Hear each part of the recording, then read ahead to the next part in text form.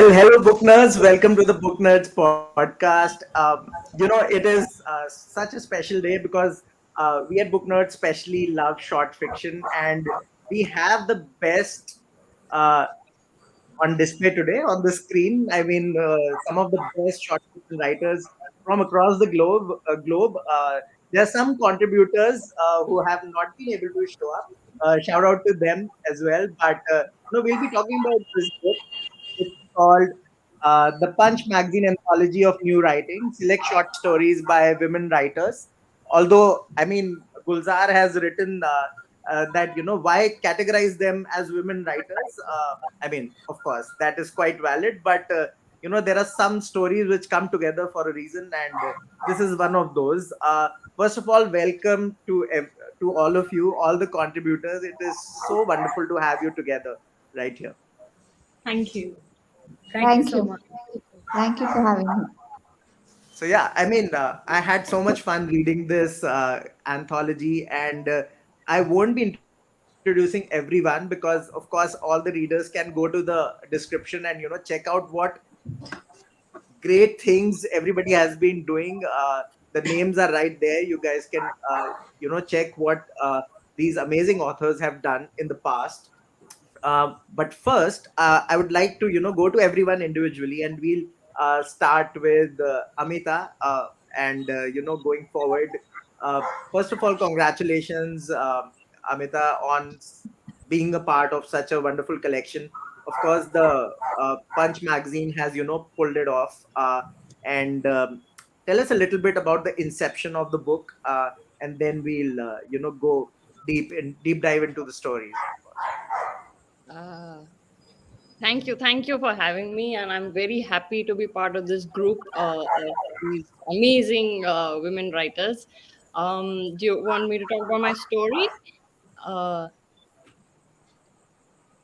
Rohan? Yeah, Yes. sure. Go for it, please. Yeah. Okay, so my story falls in the genre of speculative fiction, but it basically touches on two themes: the question of who am I, and the other is the polarization of society. The question of who am I, of course, fascinates not only every writer but every thinking individual, and more so now that we are constantly attempting to present ourselves online and forced to define ourselves in lieu of where we stand on every new issue that our increasingly homogeneous world has to tackle. Um, but the question of who am I can have many different answers at many different points in life. And apocalyptic fiction or end of the world scenarios I found are a great way to examine yourself. They nudge you to turn inwards. The person in the story is in a very solitary, ruminating space, and it just so happened that the pandemic and the series of lockdowns of the last 2 years put everyone in the same um, sort of mind space. Yeah. Um, so yeah, that's what the story is about. And the other theme in the story is this emotion of anger that social media has lately got us hooked on. Well, it's normal to feel angry about all this stuff and the stupidity going on in the world. It's a constant battle to not sort of let that emotion define you. Um, this basically that's the stuff that I try to Right. bring in the Yeah. story. So I mean, the editor and the Punch magazine editor has not showed up, and we were talking about this earlier that she bailed on us. But so I have to play her part, and I have to tell you how this all came together. This is not any anthology. There's a lot of talent that has come together for this. So in the introduction, Shireen has written that when we had invited submissions for the Punch magazine's first anthology of short stories in May 2019, the world was steady. There were no inklings of the imminent strange and dark times, no intimations of the solemn and somber mood of the world in the wake of the outbreak of the coronavirus pandemic in less than a year. There was an overwhelming response to our call for submissions, with writers from several parts of the world, including the US, UK, Canada, Spain, and Russia, sending in their stories. After we whittled the list down to 18 stories, we had planned to bring out the anthology sometime in 2020 to begin the new decade on a new note. However, nature had its own plan early in 2020, just when we were starting the process to get the anthology ready for print. The world was interrupted with COVID-19 upending several dimensions of our lives. There was an upside though, as we retreated indoors and into ourselves. The power of fiction to transport us to another world, another reality, revealed itself to us anew. During the lockdown, as the world slowed down, the love for reading seemed to be back. Online sale of books registered a surge. I mean, kudos to that. I mean, that's one of the upsides. In isolation, as we practice social distancing, we rediscovered reading as a therapeutic form of escape from the terrible reality of the present, from the doldrums of despair. A remarkable aspect of the short fiction published by the Punch magazine since its inception has been its range and depth. And along with some fine works of poetry in the past 4 years, we have also published an eclectic range of short stories by writers across the globe. So that puts into perspective how these stories have come up. There's some about Kashmir. There is a story about the end of the world. There is, of course, Sunday, Bloody Sunday by Vinita Mokil, The Vacation by Shilpa Raina. Uh, Shilpa, that was just brilliant. I mean, it was. Uh, I really felt that one. Honor by Rochelle Potker, so lyrical, it. And I told Rochelle, it's only you who can, kind of make, washing clothes also lyrical and so beautiful. The closed cinema by Meena Menon. The closed cinema is something which we all have seen in our, especially small towns. It has, especially the kind of space that you have painted. It's just brilliant. Kashmir Valleys, Sufia Bano by Hamra Qureshi. It's another story from Kashmir that is quite hard hitting, and we'll be asking her in detail about it. Olia's Kitchen by Helen Harris. Being an entrepreneur, it was quite close to home, and it is such a wonderful story about that spirit. But also, it's about tradition and family. So, thank you so much, Helen, for that one. A Tale of Disconnect by Anila SK. One of those stories which will linger on with you, and such a wonderful one. And of course Static AD, which I started with, and I was like, okay, what's happening here? So that happened. Let's talk about short fiction a little bit. Let's start with Vinita. Where's Vinita gone? Let's start with Shilpa then. About short Okay. fiction.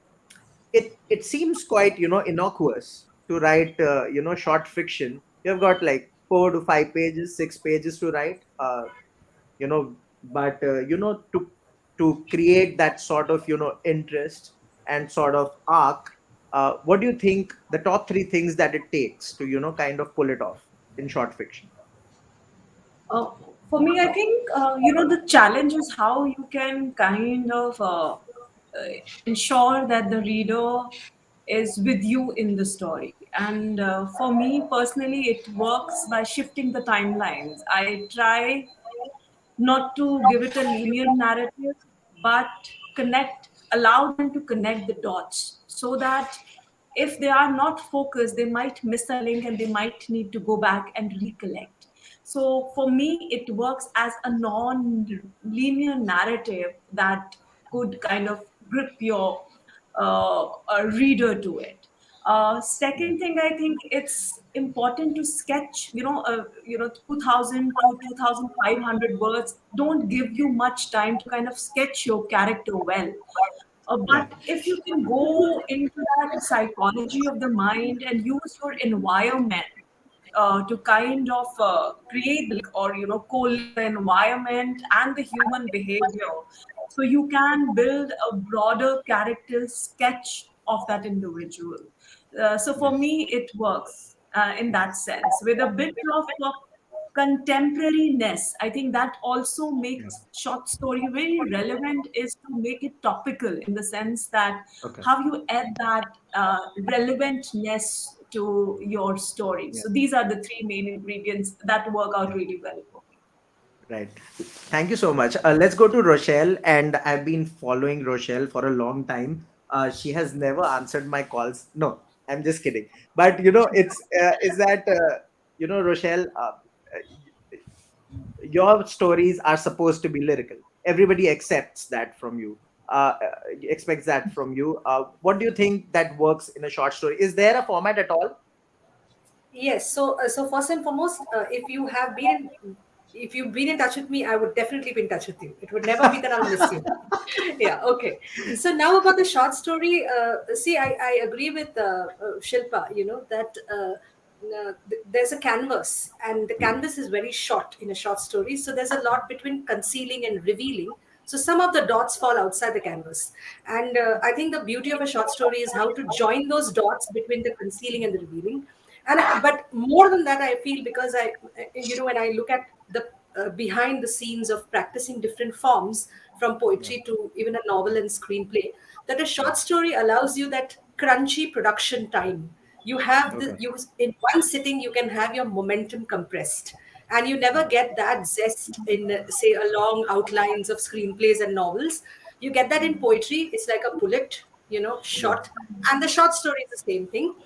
And besides the canvas, there is a certain beauty when you are with the character from A to Z in 3 hours, Yeah. even in the writing of it, the first Yeah. drafts. Yeah. So yeah, definitely, it's one of the most favored forms. Yeah.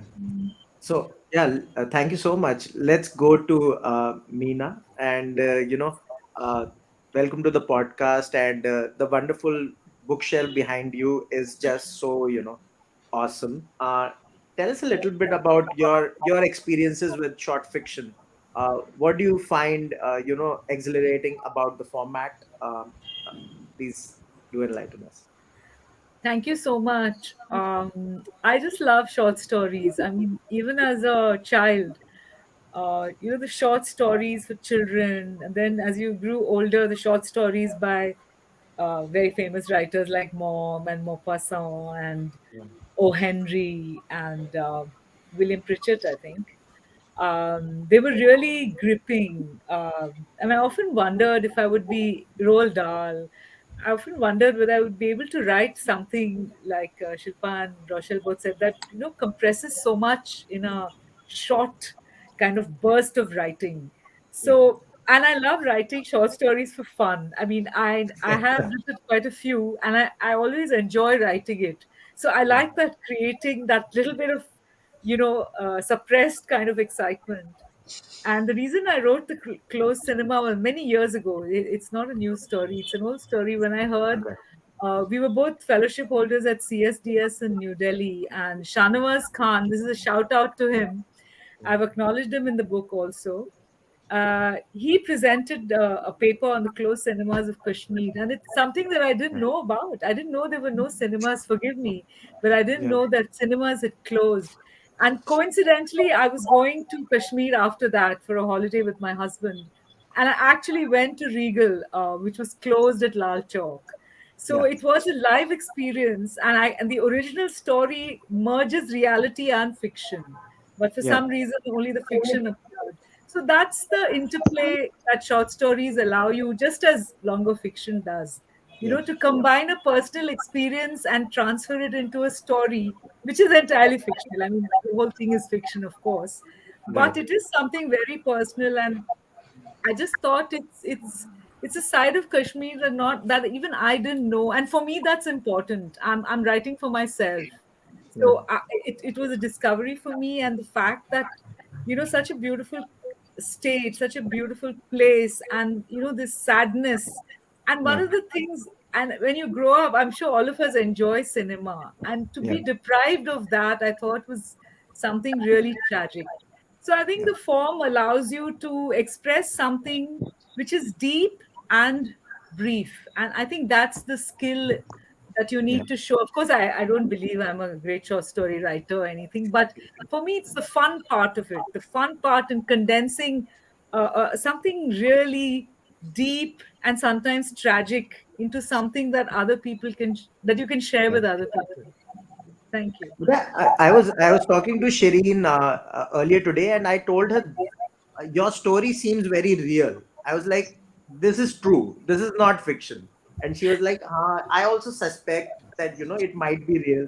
So, anyways, we'll leave it to that. But Hamraji, welcome to the podcast. And thank you so much for writing this story about Kashmir. Tell us about short fiction. How do you feel? What do you feel about it? Do you enjoy it?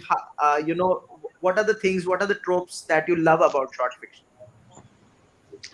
It just comes very, very, what should I say? There's something in it. Of course, it's a very personal experiences which I put as a short story because basically I'm a journalist. So I Yeah, have traveled all over the valley. A lot of experiences I went through and I heard people have been very painful. I mean, what they have said are all very, very, very dark realities of the day. So, of course, I put them in my two non-fiction books on the Kashmir Valley, but a yeah, lot of emotions remained. I mean, they're still there in me.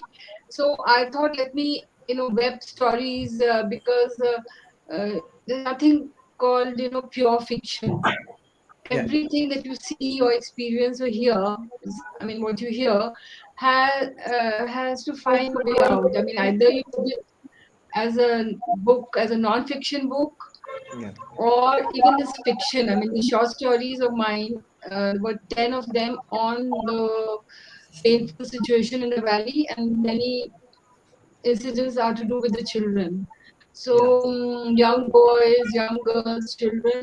So, they come out as a story. Like the story has a lot of facts actually webbed as yeah, fiction. yeah, So it just comes out. It's very sapping. I wouldn't say I enjoy doing it, but yeah, I think it's very important to put these realities down because let everybody know what's happening to a section or right, to a lot of people amongst us.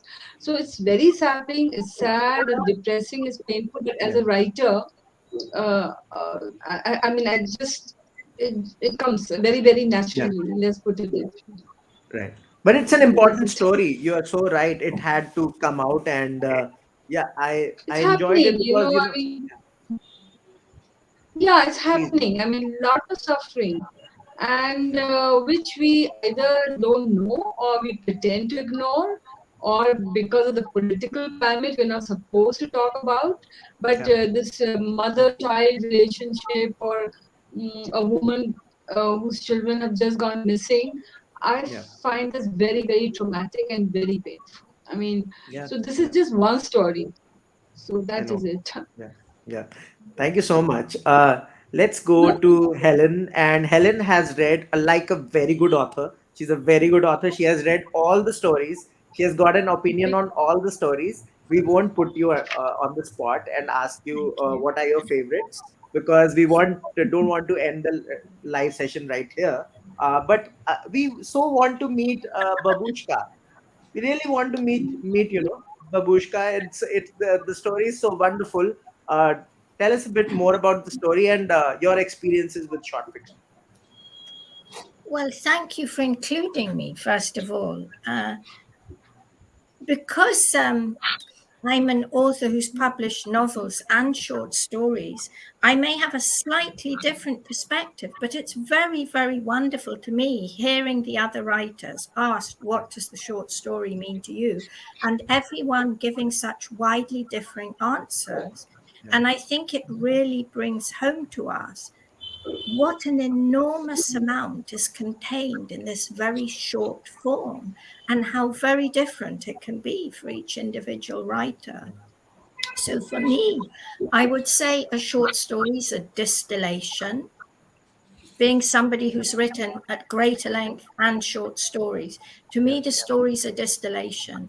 And I always think if you can't tell somebody what your story's about in one simple sentence, then yeah, it's not a short story. It may, in fact, be something else. And it may be a novel in waiting, yeah, or it might perhaps be a play. yeah, And sometimes you have to start and then discover that actually what you're writing is something which could go on much longer. And two of the novels that I've published, Angel Cake and Sylvia Garland's Broken Heart, they began as short stories, which I published maybe 10 years beforehand.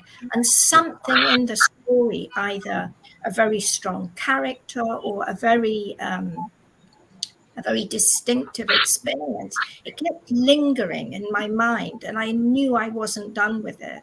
And I'm curious if any of the other writers have had that experience.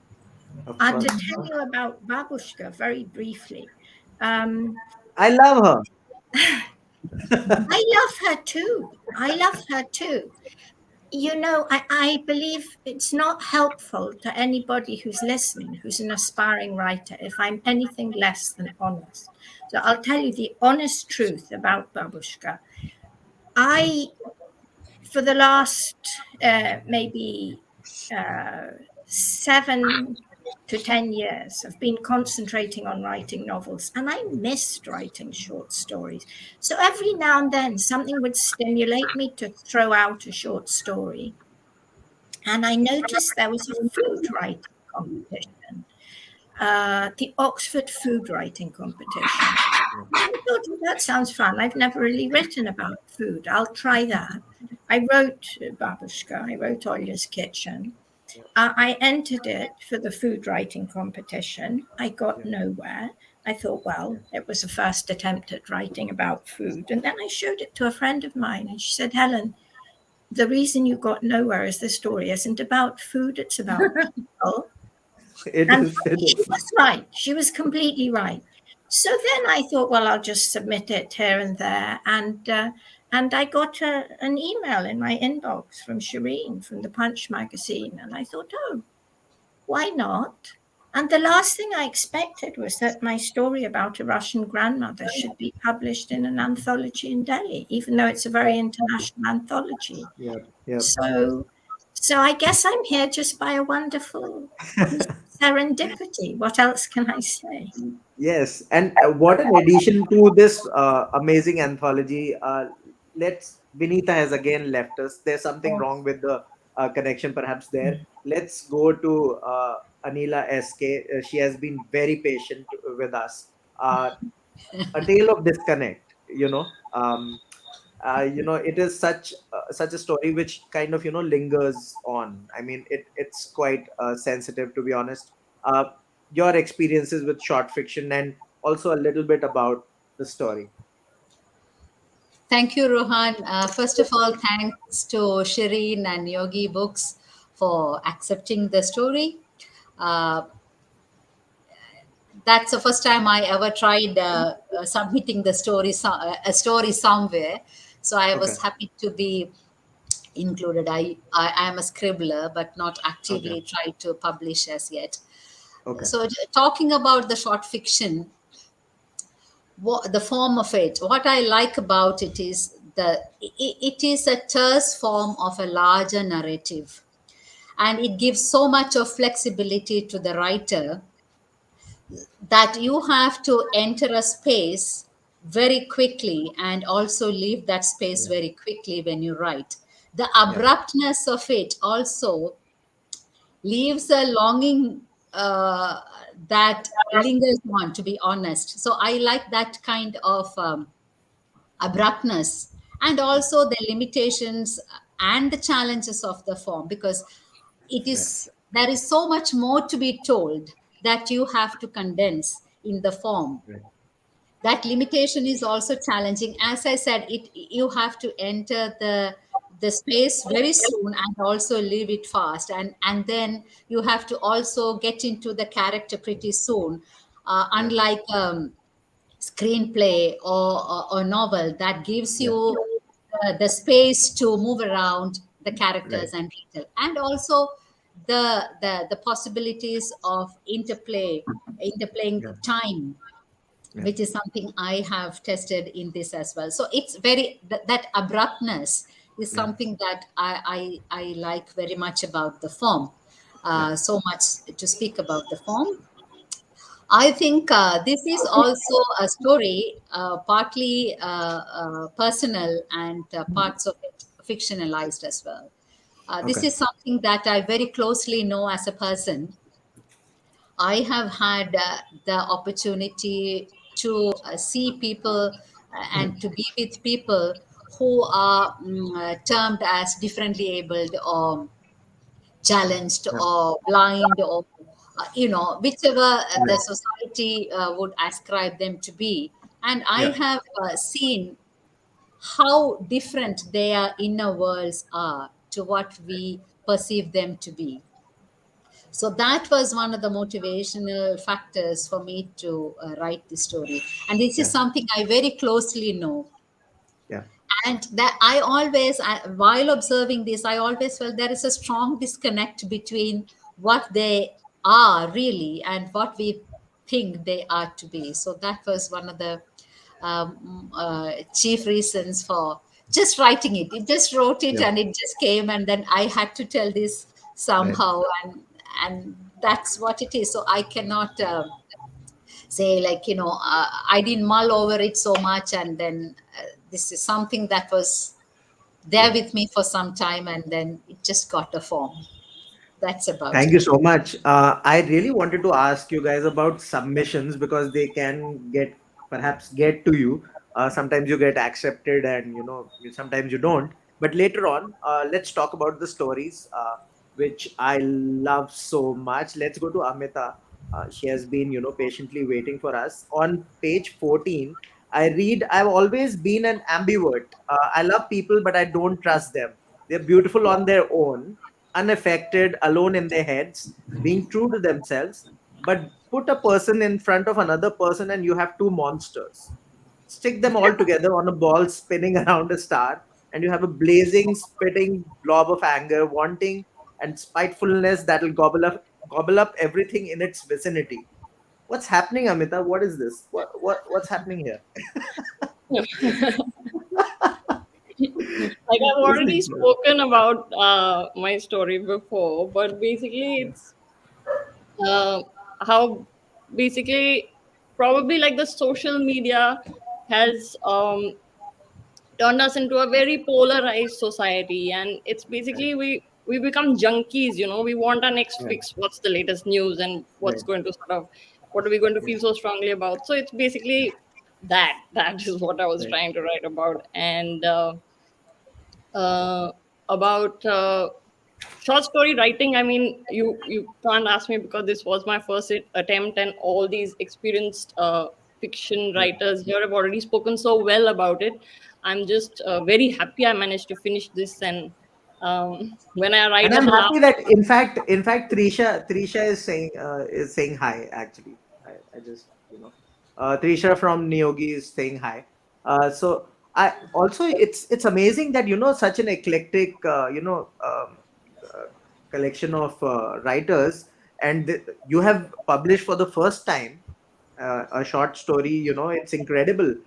So kudos to the Punch magazine.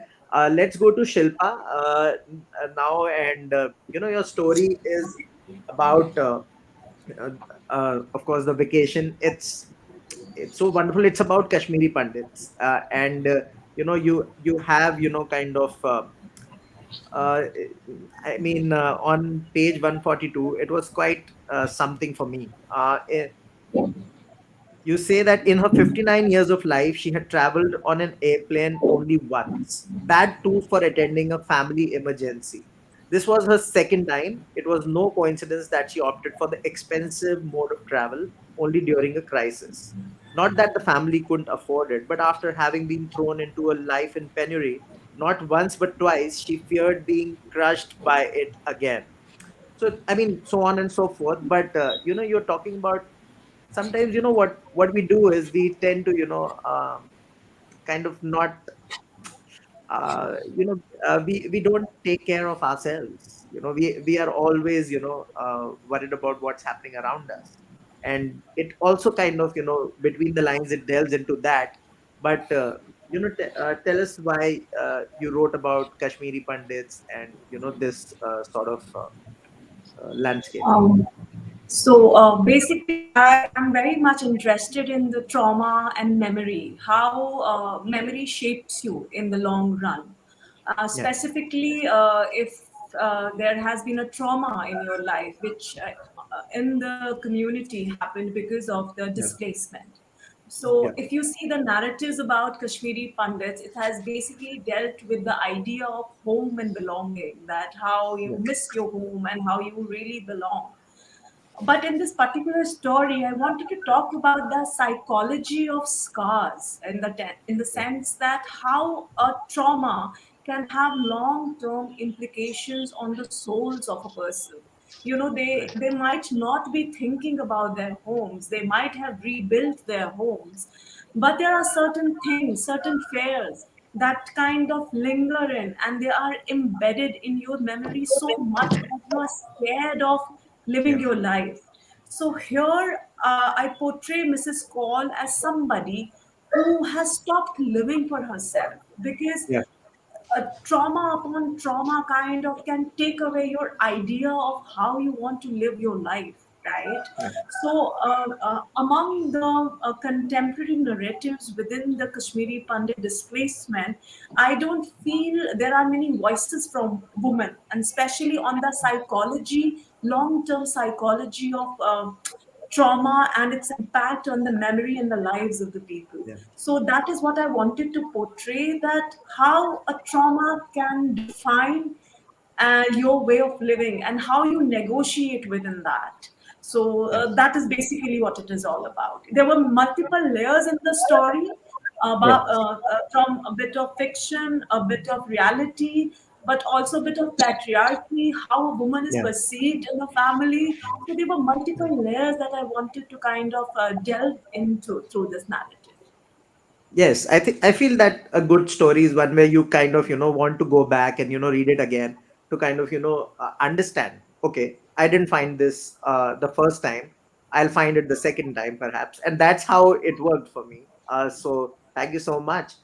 Let's go to a question before we go to Rochelle, and we'll ask her about all about her story honor. Let's go to a question first. So Aditya is asking, can you guys read the question, and anybody can go for this one. This question is for everyone. In light of the pandemic, how has your approach to writing evolved? And similarly, how has the reader in you changed over the last 2 years?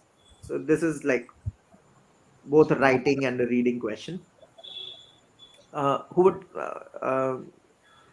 anybody can go for it, to be honest.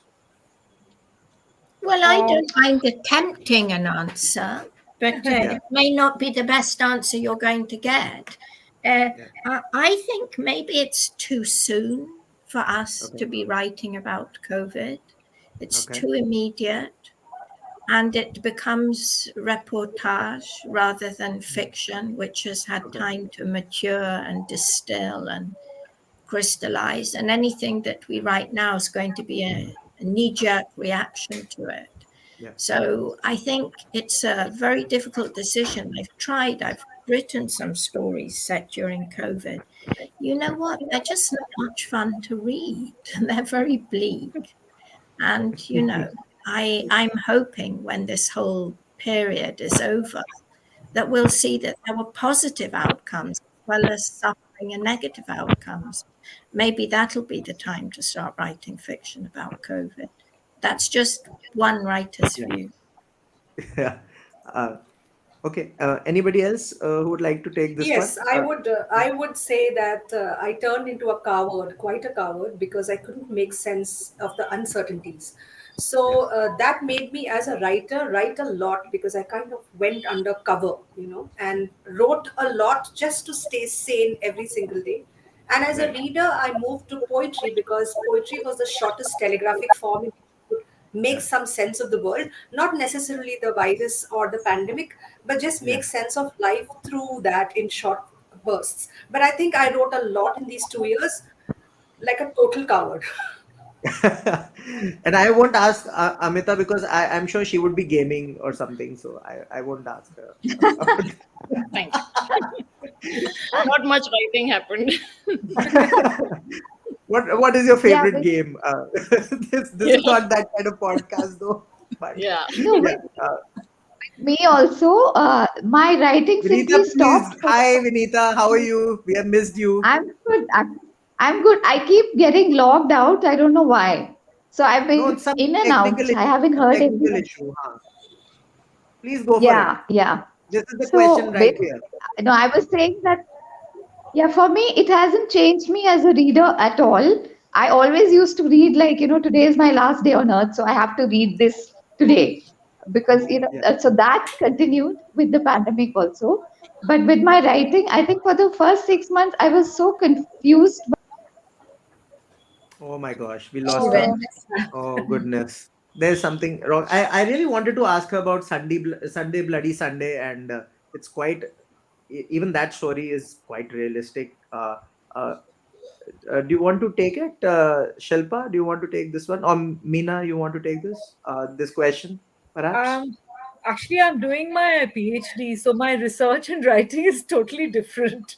I mean, I'm Right. reading copiously and I'm writing, but it's nothing to do with fiction. And Okay. in the last 2 years, I've only got an idea for one short story, which I still haven't written. So that's the state of Yeah. affairs. Yeah, but I'm reading differently and writing differently. Yeah. In fact, we have another question. Arshi wants to know. I wanted to ask as to how one can improvise writing skills for oneself, and how one should start writing. It's quite a cliched one, but it's very important. There are some people who just want to start. No, can I say that?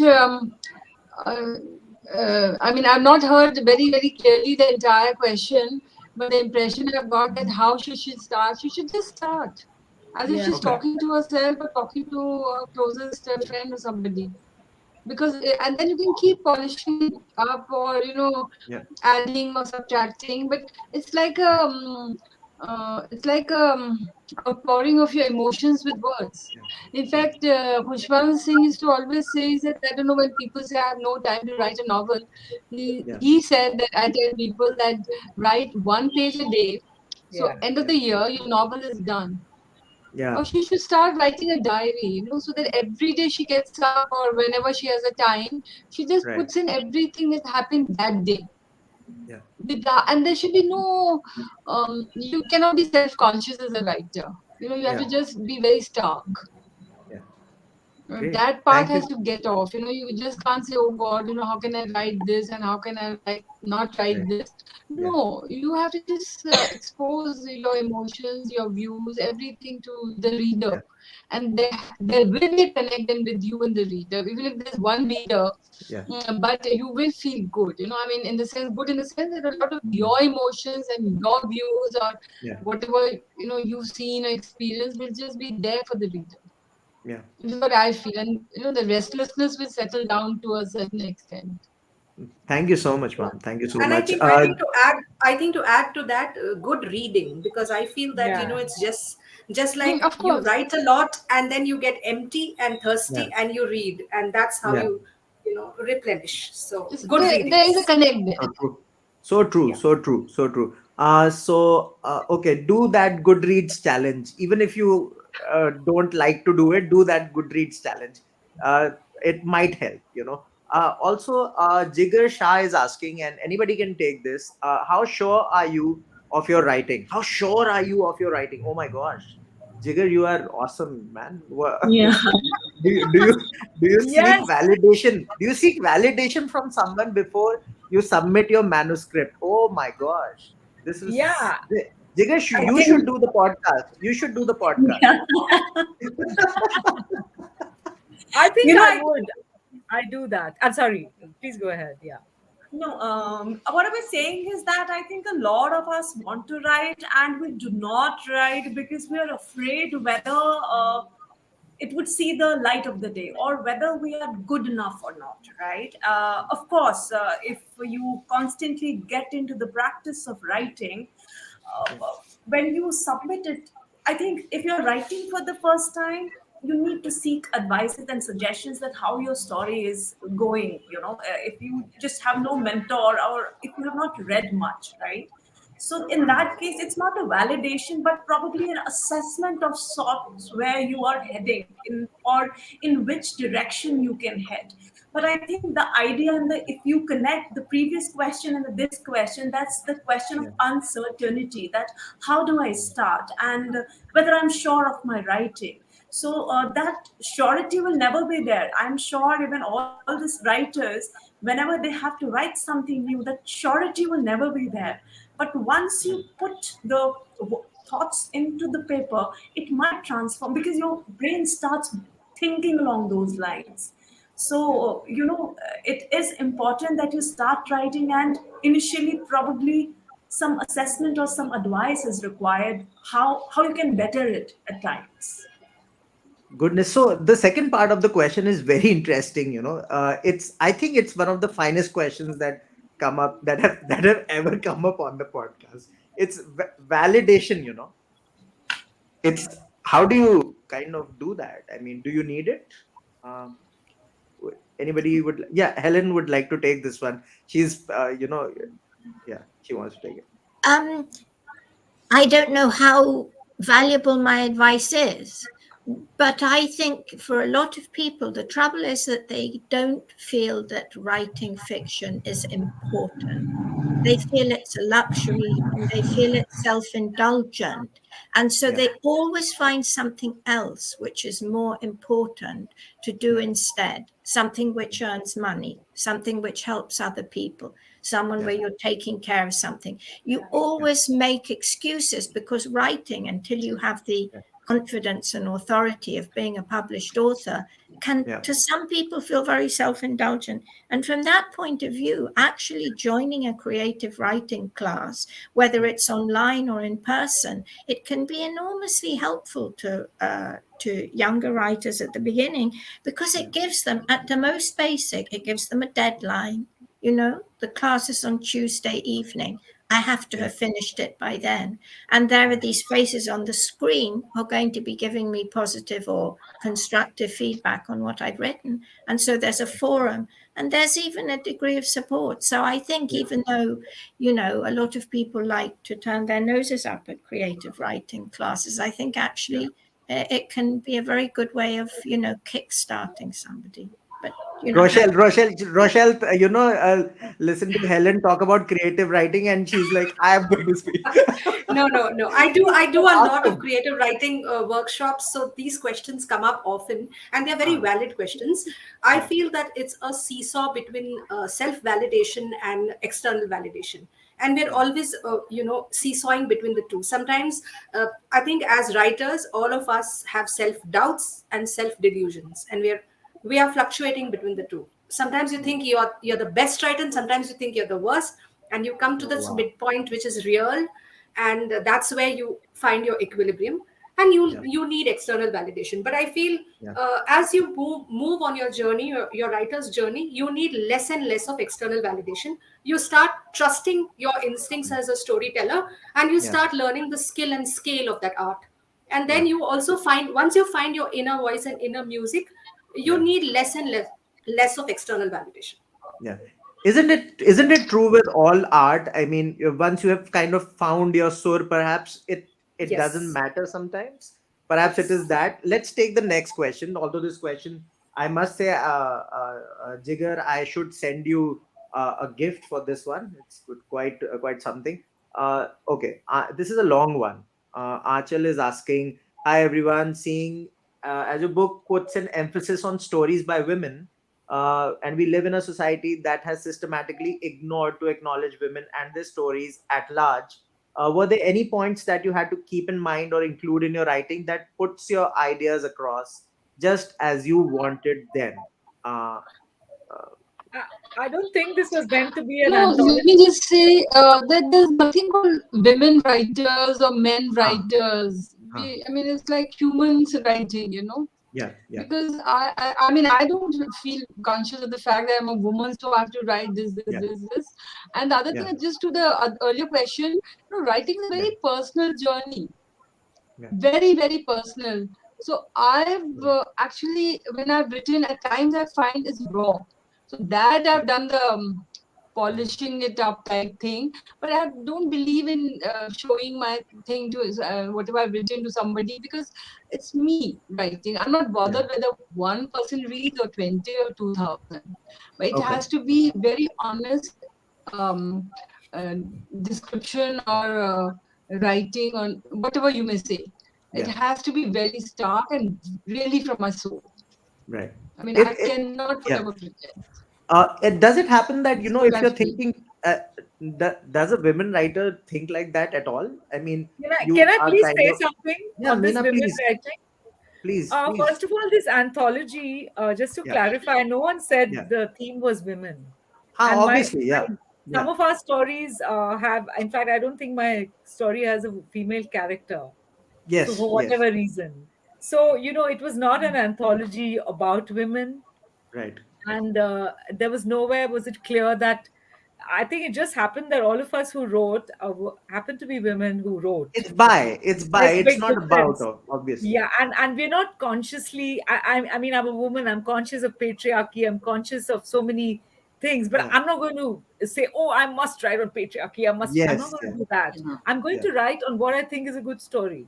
So Right. I'm also a journalist. So you're Yeah. constantly grappling with what's a good story. You're Right. grappling with validation. Yeah. So and validation is, what happens in validation. If your story is not accepted, then that Yeah. should make you feel bad. Yeah. I mean, this story was rejected by quite a few people. Let me be frank. Let's So I name them don't. all. Let's name them all in the comments for posterity. Goodness. So Okay, that I would be, said, okay, fine, but then you have to keep at it. So that validation should come from you. I feel, yes. and especially if you're a young writer, which at some point all of us were doing Yeah. different kinds of writing, whether you're a reporter, a poet, or a whatever, a Yeah. fiction writer, non-fiction. You are starting out at some place where you think you want to go. So I think that starting is the best Yeah. part of it, that you're on a journey. You don't know where Yeah. it's going to end. So you need to keep at it. And like Humra said, you need to just put yourself on the block. You need to Right. write what you think. Yeah. Awesome, awesome. We'll take more questions a little bit later. This has gone a bit, over time, but we need to still talk about the story. So I'm kind of taking more of your time. Sorry about that. Uh, Rochelle, let's talk about honor. It's a very interesting story. You say on page 128 that it was not surprising then that she disbelieved in marriage. At 26, all she wanted was to stand on her feet, even if they were itchy from the water soaked in chemicals, soda, solvents, detergents, bleach, and whiteners. First, her feet got off, the thick skin peeled, then the thin skin. Her feet looked misshapen like candle wax. She washed them now barefoot, trampling over the dark mud of Bombay. This paragraph itself tells you a lot about what's happening in the story. Tell us more about, of course, the story.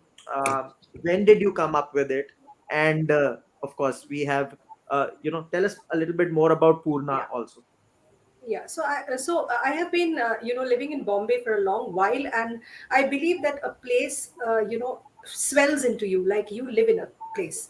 Yeah. So I have been inhaling Bombay with all my senses and exhaling it on the page with all my senses, not just the five sense but the sixth one called memory. So Yeah. this was one of the Bombay stories, Yeah. and I write speculative, but I wanted to ask the what if questions of social realism.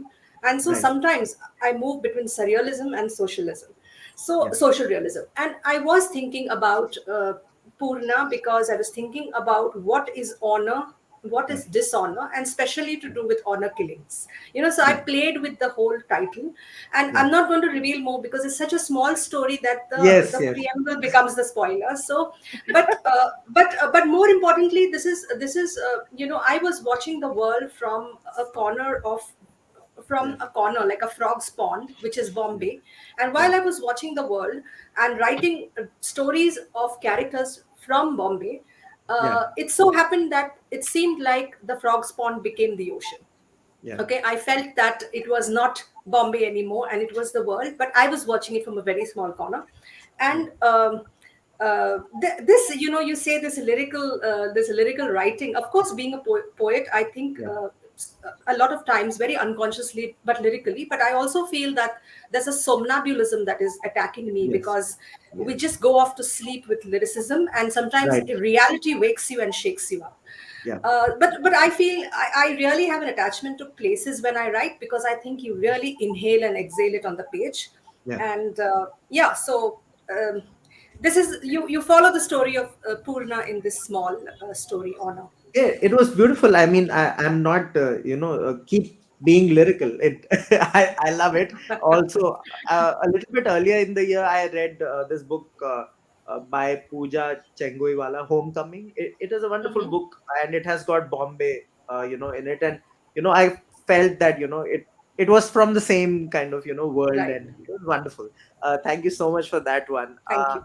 Let's go to the closed cinema, and it was at night that they came for him, almost knocking down the solid wood door of his house.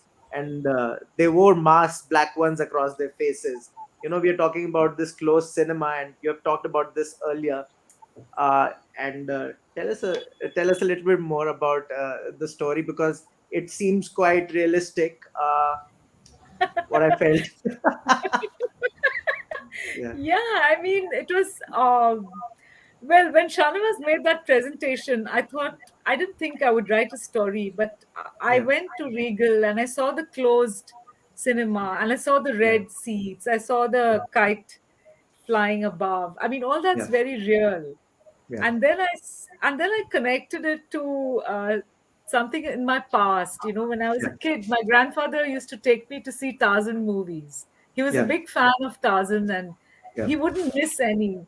So yeah, I mean, we used to go. He used to come and meet me at the yeah, theater behind my yeah, school. I schooled in Hyderabad, so we used to go for movies. And this joke about Johnny Weissmuller is provided by my uncle, who yeah, somebody actually cracked this joke. So. yeah, So I just thought this is a great opportunity to put all these things, and also this yeah, huge influence of watching cinema paradiso.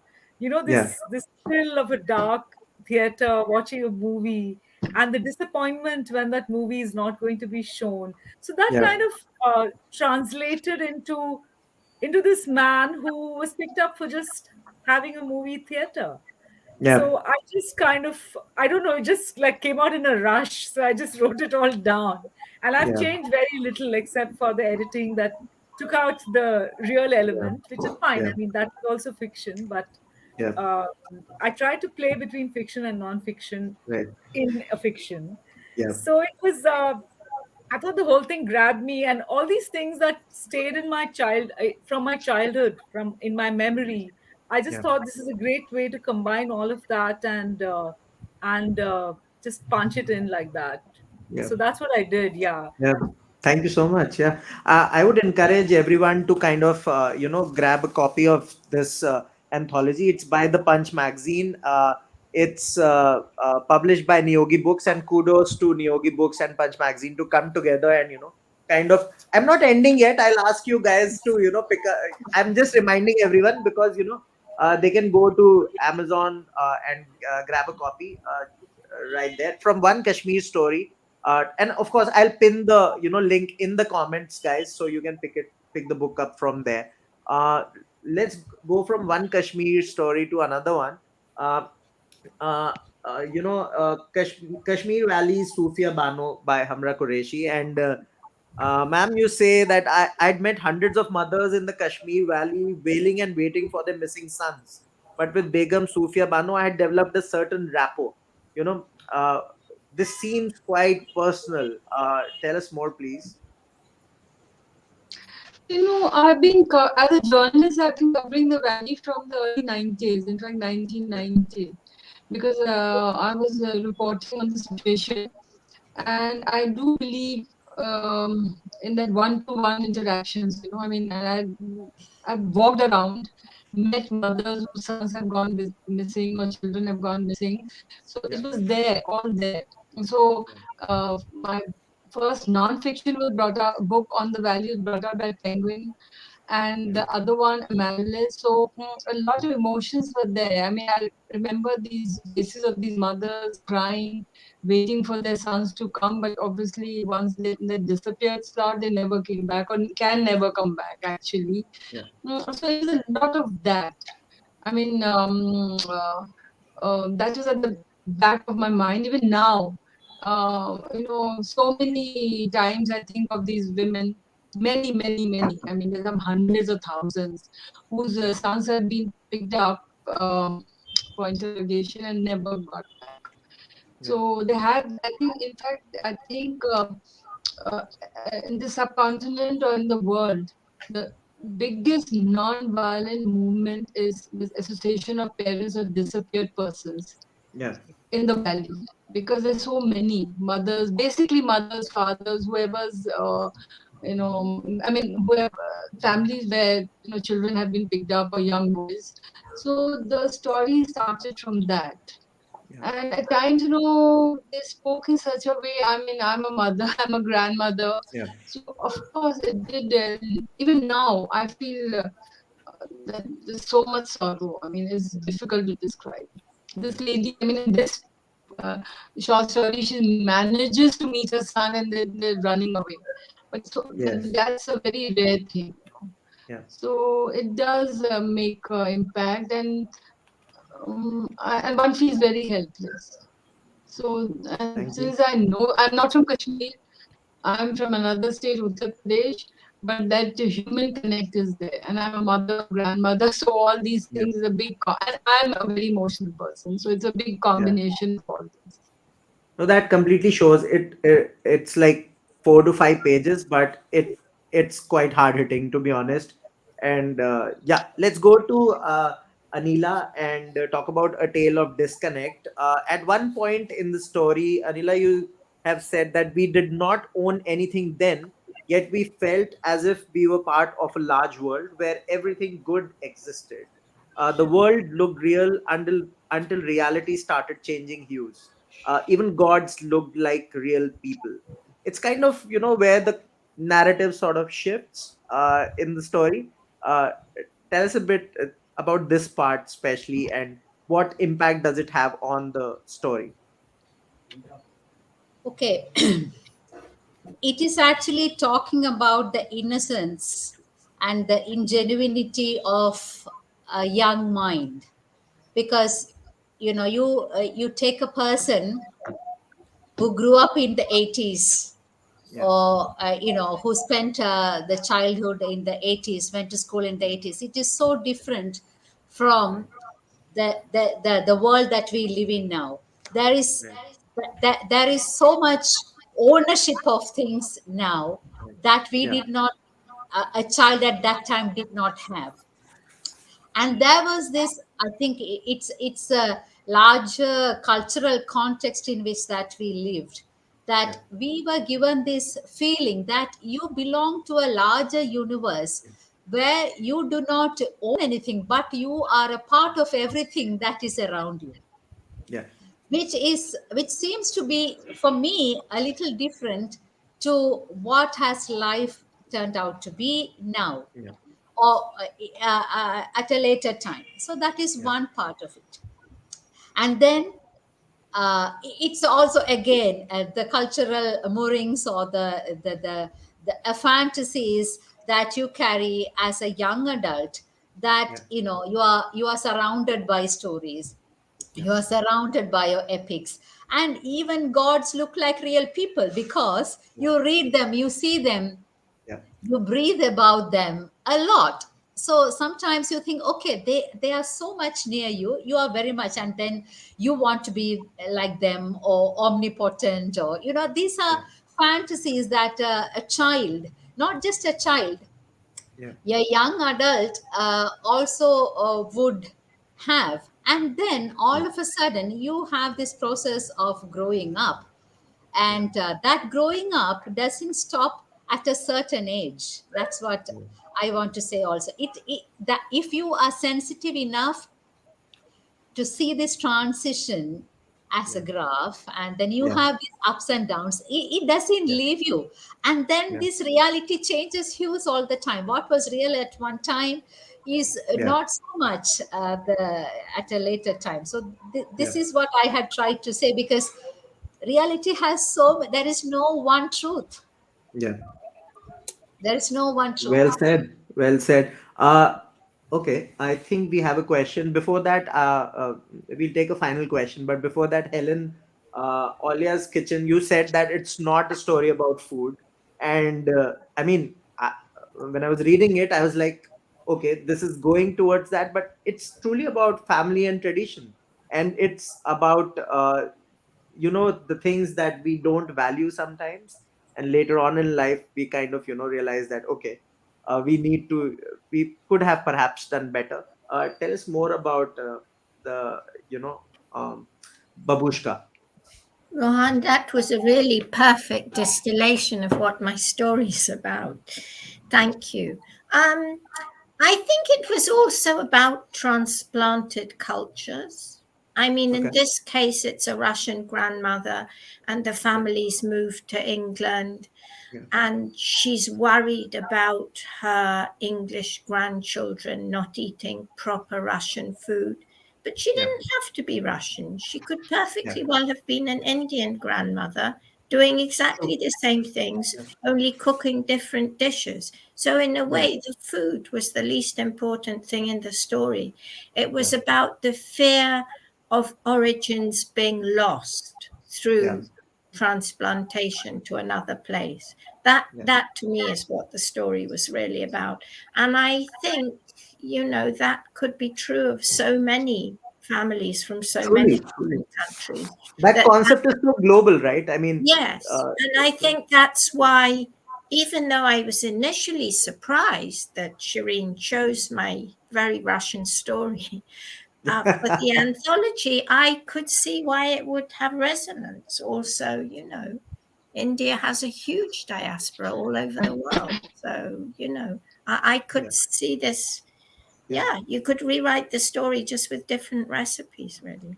I think on that note, we should kind of, ask Shireen and Trisha to be here next time when the second anthology comes up. And I would hope that, everybody who is here will also be in that anthology. I hope so. This should be a tradition. Every year this should happen.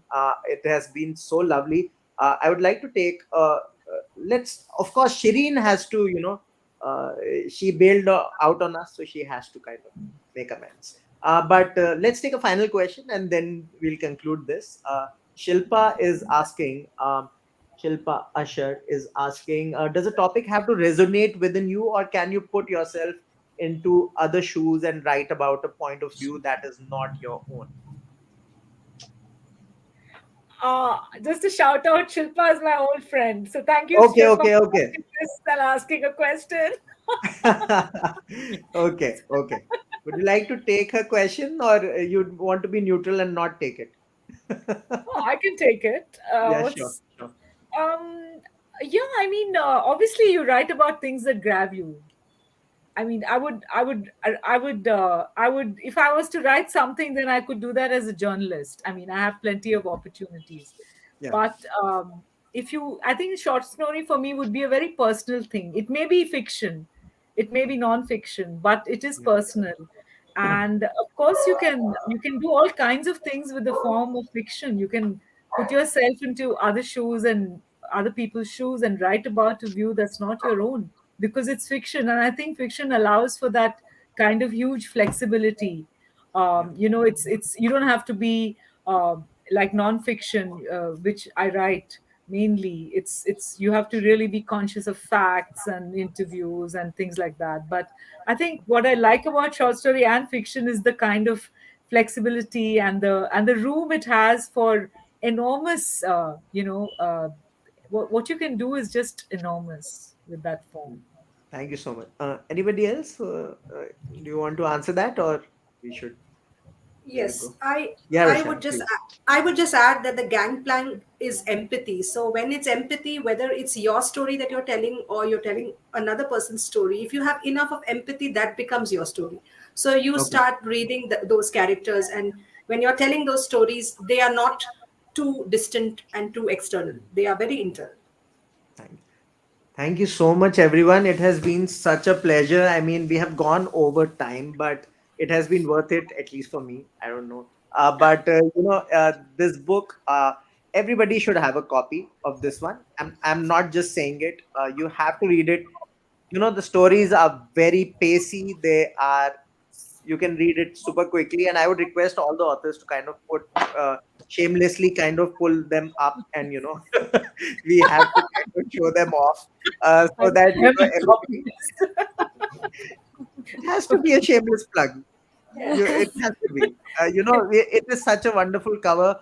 Thank you to the publisher and Punch Magazine for doing this and allowing us to do this. It has been one of the finest, interactions I've had for the past couple of years. It is so awesome having you all on the Book Nerds podcast. Keep writing these wonderful stories. The short ones are just brilliant. I'm not going to again ask Amita about her favorite game. I'm not going to do that. We are going to discuss that later. But yeah, I mean, it has been so wonderful. Thank you so much, all. And Vinita, I'm so Thank sorry you. there were some, connection problems, but Sunday Bloody Sunday is just brilliant again. Thank you so much, everyone. Thank Thank you you. Thank so you, much. Thank you so Anushka and much. This Raj. was Bye so bye. enjoyable. Thank you. Thank you. Thank Thank you, and you. thank you, Helen. Thank you. Bye. Thank Bye. Bye Bye. bye. Bye. Thank you so much for Bye. having us. Thank you. Yeah, Yeah, thank thank you you Thank so so you. much. much. The feeling is mutual. Thank you so much. Bye. Bye.